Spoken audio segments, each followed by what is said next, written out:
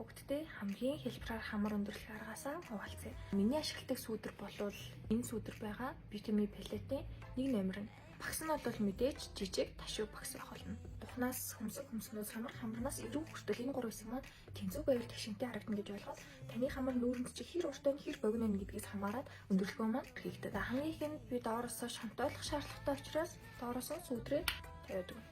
За хуурай сүүдэр тавихтаа нэг анхаарах ёстой зүйл нь маш бага багаар тавиад за хэлбэр хэмжээ маань яг зөв байна гэж бодсон үедээ нэмээд өнгөө тодруулаад явах хэрэгтэй. Хамрын үзүүрээ хэр нэрийнхэн байлгамаар байна гэдгийг багсаа яг их барьж агаад өнгийн гаргаад авна. За би бол ерөөдөө нэлээ нэрийнхэн хамранд дуртай. Хамрын самсаа жоохон жижиг харагдвал энэ сүүдрээ самсаалга ингээ оруулаад. Гоорлох юм бол нүдний дунд хэсгээсээ ясуугаа ингээ номруулаад өгнө гэсэн. За 3 дугаар алхам бол одоо энэ хоёр зурсан тодруулсан хэсгээ бод өгöd болно. Хэмжээ маань болцоон гэж үзэж байгаа тохиолдолд би эднэрийг тодруулаад дэлхийсэн мэн үү ямар юм гэдгээ шалгаад онцлоод өгнө. Хайлайтраас аваад хамрын зөвхөн дунд хэсэг. За мөн зүрх хэсгээс байлгамаар энэ хэсэгтээ жижигхэн хайлайтыг тавьдаг.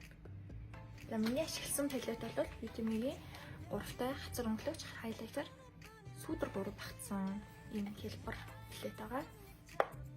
Баярлалаа.